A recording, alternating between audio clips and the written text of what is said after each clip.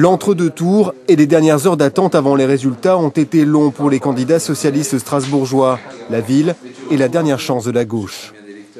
On approche du dépouillement, donc la tension monte et ce sera ou non la confirmation d'un premier tour qui a donné plutôt satisfaction à notre équipe municipale.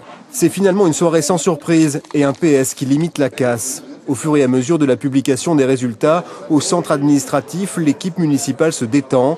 Les duels opposant le PS au Front National dans les cantons 2 et 3 sont remportés sans difficulté et s'est transformé aussi face à l'UMP dans les cantons 1 et 5.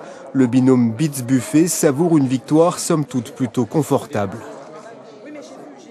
Je rappelle qu'en 2008, j'étais élu avec 26 voix d'avance.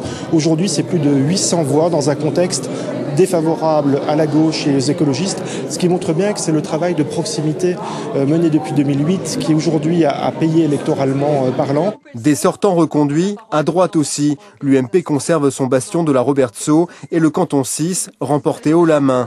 Ici, l'entente UMP-UDI n'a laissé aucune place au suspense.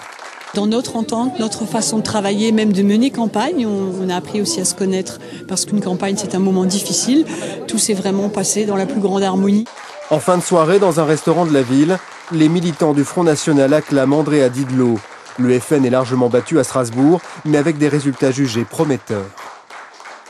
On fait des scores qui n'avaient jamais été égalés dans le passé pour le Front National à Strasbourg. On est au-dessus de 30%, donc on s'aligne finalement sur les scores des cantons ruraux. Donc c'est une vraie victoire pour nous et c'est le résultat d'une implantation locale qu'on a commencé l'an dernier avec les municipales. Et aujourd'hui ça paye et demain ça payera encore plus aux élections régionales. À quelques mètres de là, dans un bar, la gauche décompresse.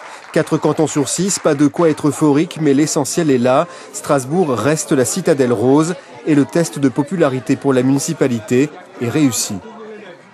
Je pense que c'est vraiment le travail de l'équipe municipale qui est reconnu et de tout le groupe parce qu'on fait tous partie de cette municipalité et je pense que c'est ça qui a été reconnu et qui est porté. Et je pense qu'on va pouvoir continuer à faire entendre une autre petite musique au conseil départemental. Ils et elles seront 8 à porter la voix de l'opposition au sein d'une assemblée acquise à la droite mais qui devra composer avec l'exception strasbourgeoise.